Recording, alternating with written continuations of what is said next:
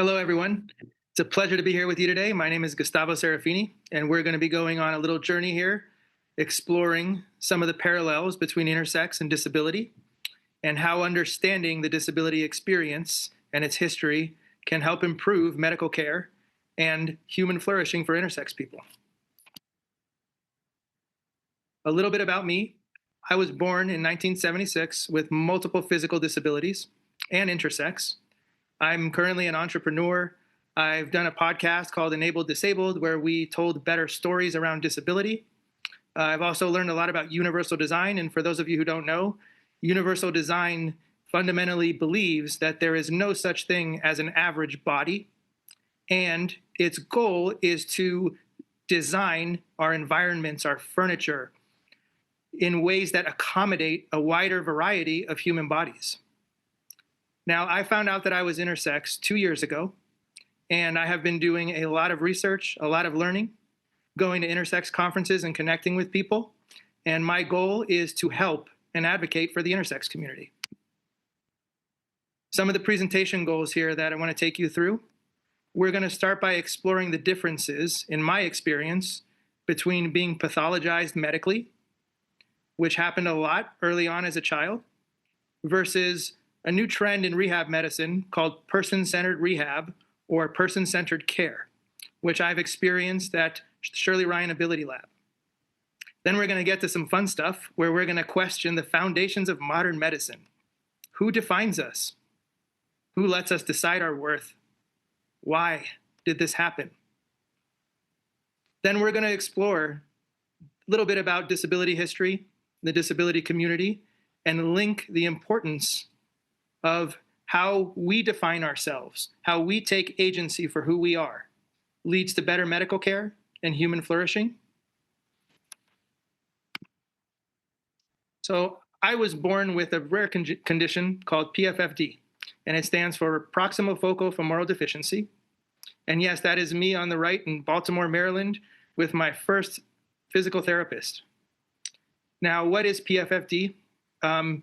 It's a shortening of the femur, and there are different degrees of it. So it can impact hip mobility.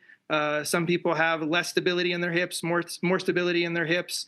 It's very rare. When I was born, there were only 12 documented cases in the world. Now there's tens of thousands, and they haven't found a cause for it.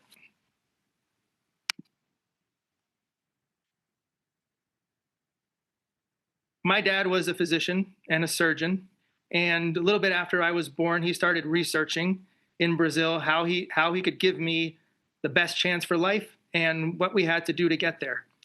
When I was 1, he took me to a conference in Canada, and there was a wide range of response from the leading orthopedic surgeons and experts at the time, anywhere from, as you see in the writing here, one doctor told my dad that I had no hope, no chance. I'd be relegated to crawling like a snake for the rest of my life. Basically, just give up. The more open-minded doctors saw a treatment path, saw possibilities, but they all looked at me medically as fundamentally defective and needing medical care for the rest of my life.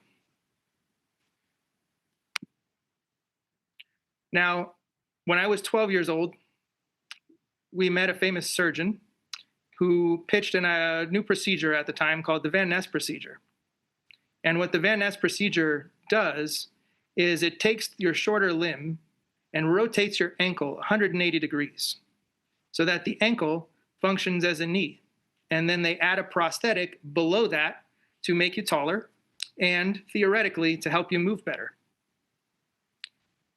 Turns out, as we did the research, there was major risks that the ankle would derotate, and I would require multiple surgeries, especially as I aged. When my parents finally said, no, we don't want to do this, it's too risky, the surgeon with me in the room was profoundly offended, told my parents they were dooming me. I was going to have compromised mobility for the rest of my life. My future was being affected, and that they were making a terrible mistake.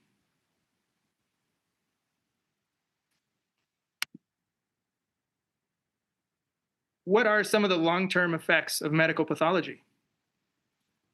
For me, the overarching principle was I was less than, I was defective. My life was about overcoming. I had to work harder, be smarter, do more, just to have a chance of fitting in and living a quote unquote normal life. This is shame-based. Difference is seen as inherently negative. Even the good medical care that I received as a child, and I did have a couple of excellent doctors, physical therapists, and prosthetists especially, they were more open-minded, more supportive, but misguided. And the reason I say misguided is because the medical system and medicine itself still saw me as defective. You could see it in their eyes. You could hear it in their voices. And I certainly saw it and was proven correct when I read my medical records at 13. There's another trap in medical pathology: the guilt that stays with you. Did we make the right decision to not have the surgery? My parents thought for the rest of their lives, am I going to blame them later for not doing the surgery? It really is a trap, and it's one that Celeste Orr in their beautiful book, Cripping Intersex, says it's like a haunting. Abusive systems of power make themselves known in this way, and you can feel their impacts over the course of your life. They don't go away. Thankfully, this particular ghost did go away, and we will talk about why and how a little later. About 6 years ago, I was very fortunate to experience fundamentally non-pathologized care at the Shirley Ryan Ability Lab in Chicago. Shirley Ryan was founded in 1954, but it was named the Rehab Institute of Chicago, or RIC. Very famous, wonderful place. Back then in the 50s and 60s, the hospital was very communal in nature. The doctors, the nurses, the therapists, the patients, they socialized together, they ate together, they formed bonds that extended beyond the treatment. One of their most famous doctors, his name was Dr. George Betts, is beautifully credited with saying children who are born with disabilities are fundamentally complete and whole, just as they are. It's everyone else who tells them that there's something wrong with them. Fundamentally seeing disability in a different way, and the effects of this on their culture, on how they treat people, carries on to this day. In 2017, Shirley Ryan was born, a very generous grant. They renamed themselves to the Shirley Ryan Ability Lab, and they wanted to do a few things with this generous grant that they weren't able to do before. They became focused on translational medicine, which is the idea of bench to bedside medicine. So they employ some of the best engineers, research scientists in the world, and they use their research to help patients achieve better goals, improve technology, and give them personalized care. This is an open-ended approach. Every year, the head of their research department, Dr. Richard Lieber, and his team ask the patients, everybody employed there, what ideas do you have for us? What can we do to improve the technology? What can we make? What can we design? What can we create? It's really a beautiful process. And one really key thing that they do, there are no surgeons on their staff. And I'm going to repeat that one more time, just to emphasize it. There are no surgeons on staff. Why? Shirley Ryan realized a long time ago that surgeons tend to exert undue influence on the decision-making process. Surgeons are only used after every other possibility is exhausted, which is precisely as it should be. A person-centered care or person-centered rehab is It's a fairly new trend in medicine. Shirley Ryan has been doing it for years, but as a field, it's fairly new. And I want to share some of the latest research with you. And the papers, medical papers here are cited. So what is PCR? It is focused on the needs of the whole person. Everyone is seen as an individual. How did I experience this at Shirley Ryan? Well, the first 2 days that I was there as a patient, I met with the physiatrist, who's the rehab physician, an occupational therapist, the prosthetist, the orthotics specialist, and a physical therapist. So it is a multidisciplinary approach where everyone's perspective is valued. And they all see me as an individual human being. Why am I there? What can I improve? What am I struggling with in my life? How can my function get better? How can my movement become more efficient? What are the goals that I'm trying to reach?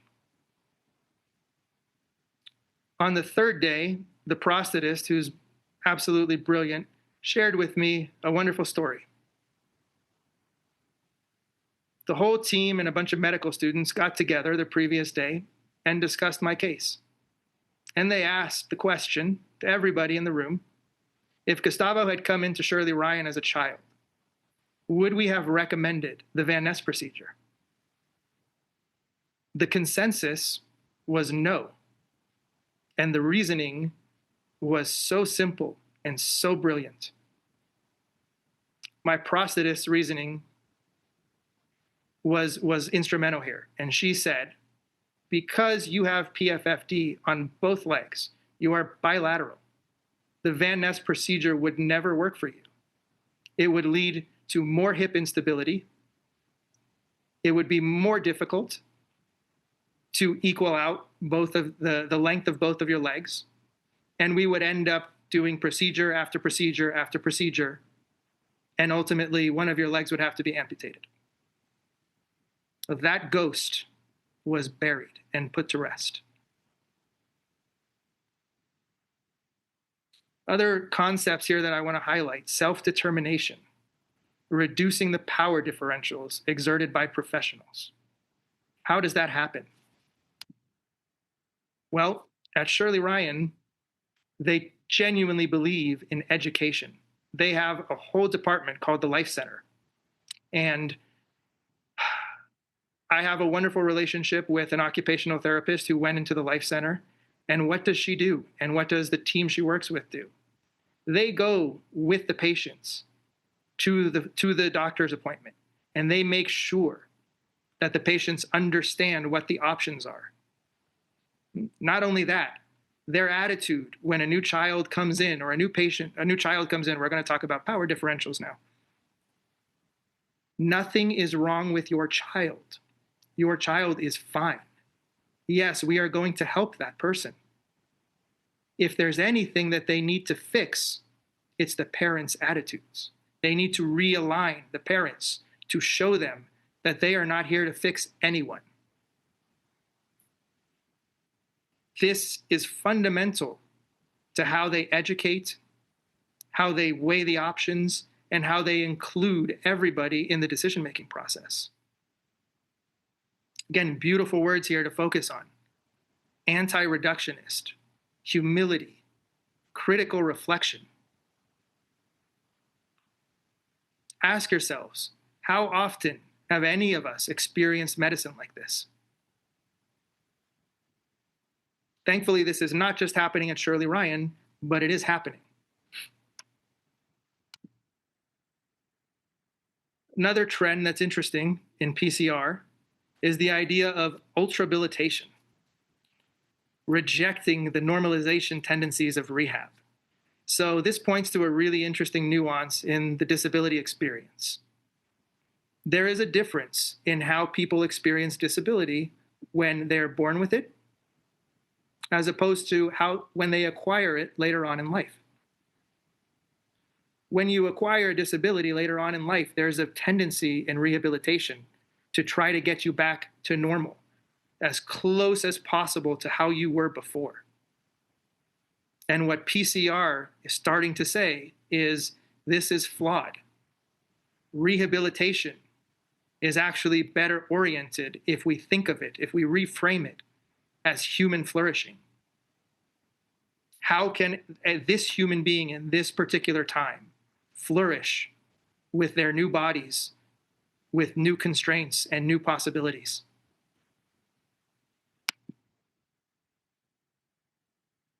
These are pockets of care right now, PCR and PCC. Where is it happening the most?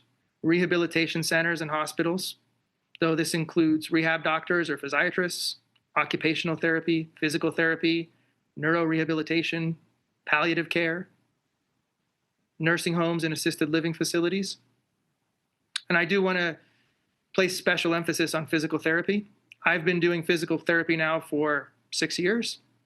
And when I first met with the physical therapist down here in Florida, the owner said to me, Gus, a knee is a knee is a knee. Your knee is different. In physical therapy, they don't use words like deformed, defective. They simply say, your knee is atypical. But it's still a knee. There's no reason to fear it. There's no descriptive advantage to calling my knee or anybody else's knee deformed or defective. Instead, the goal is how can we help and understand your body? Do you want to function better? Do you want to strengthen the knee? Stabilize your knee? Yes, that's exactly what I wanted. And what is remarkable about this is nobody in physical therapy fears my body, unlike so many of the physicians that I've seen over my life. Not only do the physical therapists not fear my body ever, none of the students do either. This is remarkable.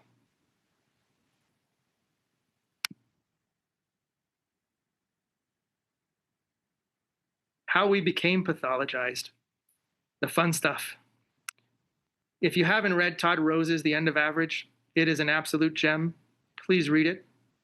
I'm only skimming the surface of what he shows in this book. Todd Rose, former director at Harvard's Lab for the Science of Individuality, very accomplished human being. His main argument in the book is that the concept of average for human beings is flawed, and it's based on pseudoscience. And he shows in this book multiple studies across so many disciplines that have shown this to be true. What Todd is proposing is that we first have to understand and embrace human individuality. From there, we try to find patterns to help us understand ourselves better. Human beings are better understood, according to Todd, by 3 principles: the principle of jaggedness, context, and development in multiple pathways. In this presentation, we're going to focus in on the jagged nature of humanity and multiple pathways, although the context-dependent one is wonderful and worth studying. How did the concept of the average come to be? Well, a gentleman by the name of Quetelet was a mathematician and an astronomer in Belgium at the time. Unfortunately for all of us, his career as an astronomer did not take off. There was a revolution in his country at the time, and so he had to shift careers. And he asked an incredibly illuminating question. Might it be possible to develop a science for managing society? Let's read that one more time. Might it be possible to develop a science for managing society? Not improving society, not understanding how humans function or develop, managing, controlling, containing. According to Quetelet, every individual person was synonymous with error. Only the average person represented the true ideal and the true human being. In fact, everything that wasn't average was considered quote unquote deformity and disease. The average became normalized. Individuals were errors, and all the stereotypes became validated with the imprint or the illusion of science. Galton, his student and also a mathematician, believed that Quetelet got things a little bit wrong. The concept of average was totally valid. And instead, what humans needed to do was improve on the average as much as possible. Galton developed the bell curve, and he redefined error as rank. So instead of human variation being an error, if that variation went in a certain direction, that the rank of that person improved. If it went in the other direction, those people were worse off. His ranking system went from quote unquote imbecile to eminent. And he developed statistical methods like correlation so that he could assess and evaluate the relationships of ranks across different human qualities, different human measurements. A further belief that was completely wrong. If you were high ranking in one trait, you were high ranking in all the others. And this right here is where the human race first welcomed eugenics.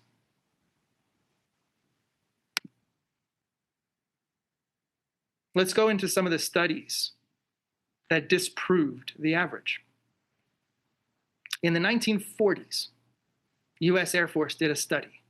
Their planes and pilots were crashing at an alarmingly high rate.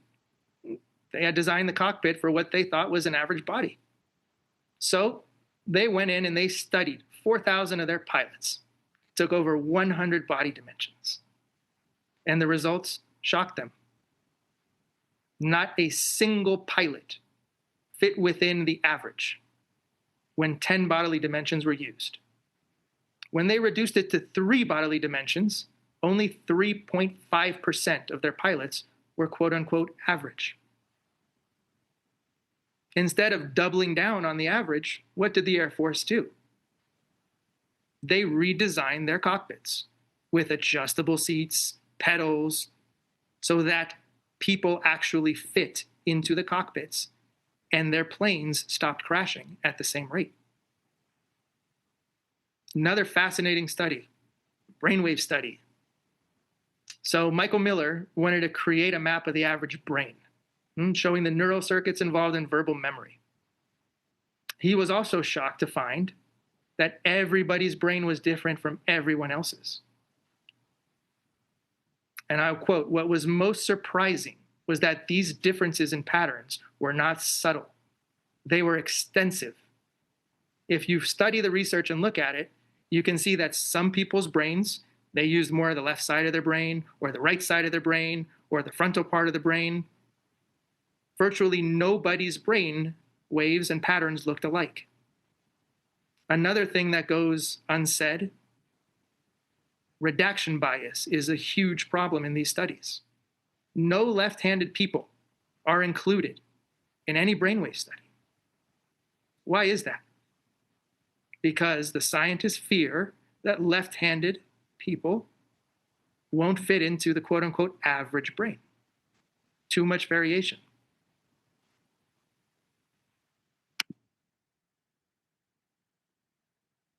Let's talk about the pathways principle.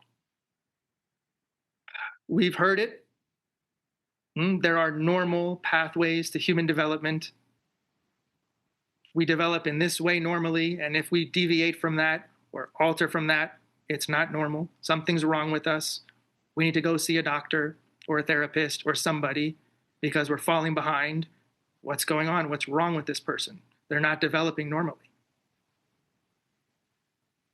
Dr. Karen Adolph did a beautiful research where she decided to track how babies and toddlers develop from crawling to standing to walking. There were normal pathways to this. What she found, out of 28 children, there were no less than 25 different pathways that those children got to walking. Biology does not follow a predetermined blueprint. Every baby solves the problem of movement in her own unique way.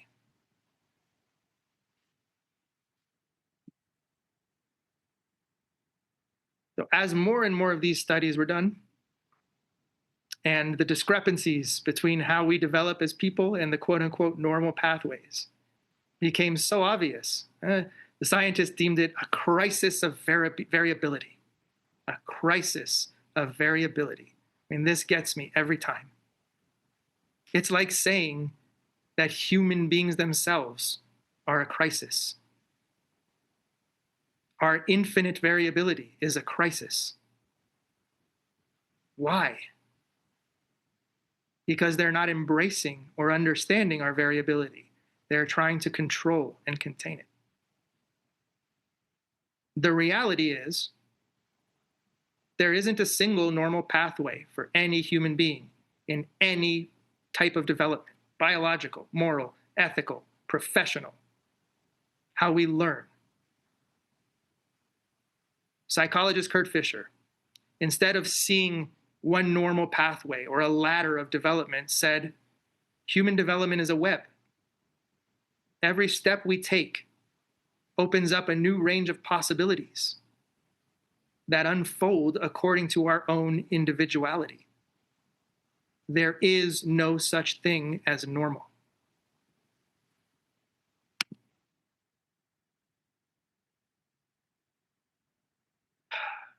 I want to emphasize here that it's not just the people at the margins who are being harmed by the concept of average.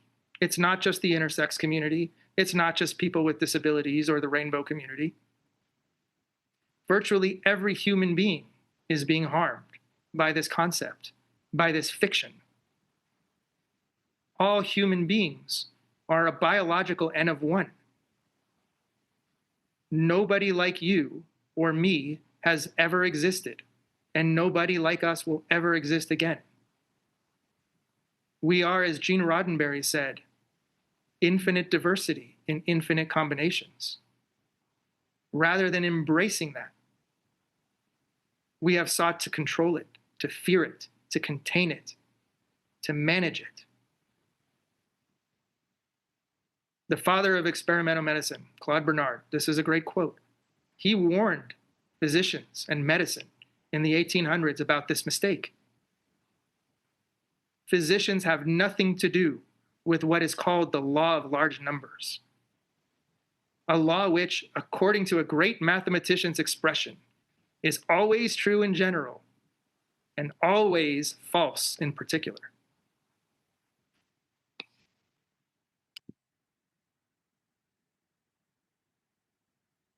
Time now to explore how we can normalize disability and intersex with what we've just learned, with what we've just seen in pockets of care. But there's two really wonderful books here and frameworks that I'm borrowing from. One is Celeste Orr's Cripping Intersex, and the other one is Sarah Hendren's What Can a Body Do? And Celeste says, undermining dietism is impossible without also undermining compulsory able-bodiedness. And what is dietism for Celeste? It's the sex binary. Undermining compulsory able-bodiedness. Why is able-bodiedness normal? Why is disability, quote unquote, abnormal or defective? It is compulsory. And when we realize and understand how these are linked, instead of distancing ourselves from disability, intersex studies and activism can embrace disability and celebrate these tools to help us overcome or sever the influence of the sex binary and compulsory able-bodiedness. Think about this now. We are medicalized, the intersex and the disability community, in so many of the same ways. Our bodies deviate too far from the normal. Instead of embracing it and seeing it as part of human diversity, we see it as something to be fixed, corrected, hidden, shamed. Sarah Hendren explores a lot of different stories and communities around disability, and the one that I would really like to focus on today is the deaf community and the evolution of what's called deaf space, and how this community redefined who they were and embraced their uniqueness in positive and fundamental ways. And again, to go back to George Betts and to Cynthia Mullet, who you've heard in this conference, we are beautiful as born. We are all unique individuals who have the right to flourish.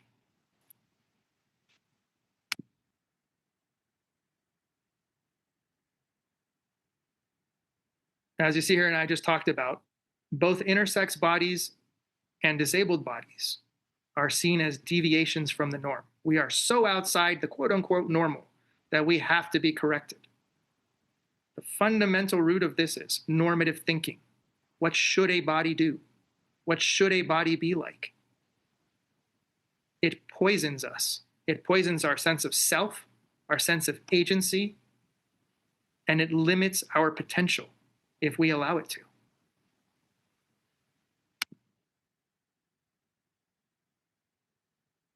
So we're going to explore a brief history of the deaf community, and hopefully you all see some of the parallels here with intersex community.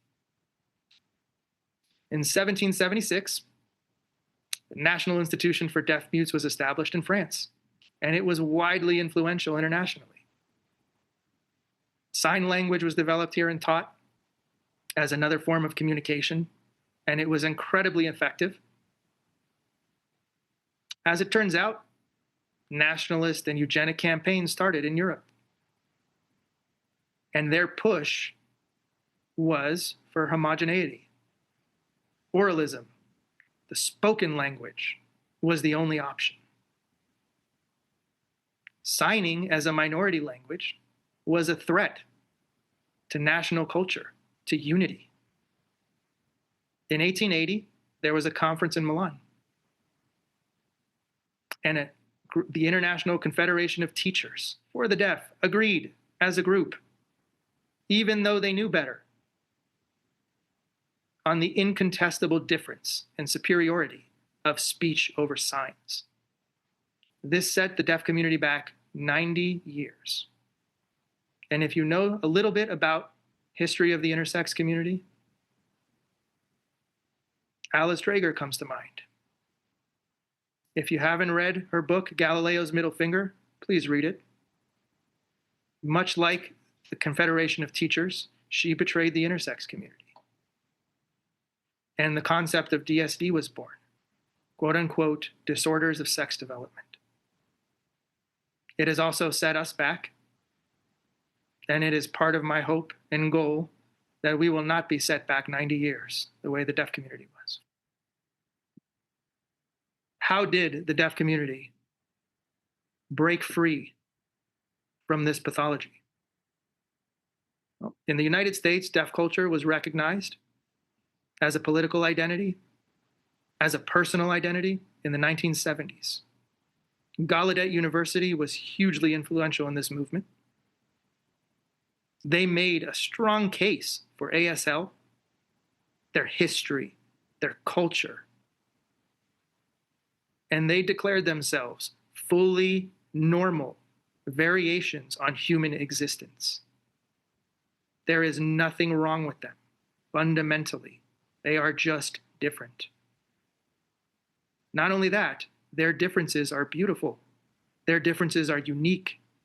They made the effort to understand what made them who they are and reclaim their agency. In the mid-2000s, Gallaudet remade its campus in an absolutely incredible example of universal design. They incorporated over 100 design elements by collaborating with students, faculty, researchers, architects. They realized that they're spherical people. Their architecture made room and created space for their language. Signing is three-dimensional in nature. It's not just words in a line, Sign language has width, it has depth, height. It's a rich and different way of communication.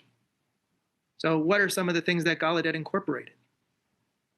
In their auditoriums, in their gathering centers, in their community centers, they made it so that you can see people on different levels, so that people can follow conversations, whether they're on the first floor or the second floor, on the third floor, have some sense of what's going on. They shaped their rooms into U's, so that not only did it give more a sense of community, but it was easier for more people to follow the conversation. It went down to the colors of paint that they chose. They found that a certain hue of blue made it easier for hand movements to be differentiated. It's a remarkable example of a community embracing their differences. It's not hearing loss, it's deaf gain.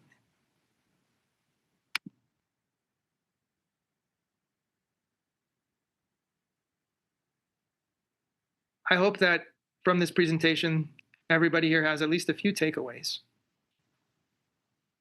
First is that we have the opportunity to highlight, to make public, and to collaborate with the pockets of medicine that are currently utilizing PCR. PCR is almost universally seen in these pockets of medicine as a net positive. And there is a push to bring PCR into more types of medical care. That will be highly useful for the intersex community. Second, our ability to flourish as people, as intersex people, is so dependent on understanding our history, on reclaiming, redefining, reimagining, celebrating who we are, our experiences and the varieties of experiences that we have. We are who we are because of, not in spite of. We are not a defect to be overcome. We are beautiful just as we are. I remember several years ago, I was in physical therapy, and there were about 15 people in the room. And the therapists, they really like to have a good time, joke around, tell stories, keep the mood light, fun. And I was there having fun with everybody else. And all of a sudden, an older gentleman turns to me and he says, "How are you so confident?" I could have responded to this in so many ways. And in my past, I have responded to people like that in so many different ways. Thankfully, on that day, my better instincts kicked in. And so I turned to him and I said, "Why shouldn't I be?" The look on this man's face, "I'm going to be kind," was priceless because I left him speechless. He did not know what to say. He had no response. And so I leave all of us in the room with the same question. Why shouldn't we be? Why shouldn't all of us be confident in who we are? Thank you very much for listening. I look forward to your questions and feedback.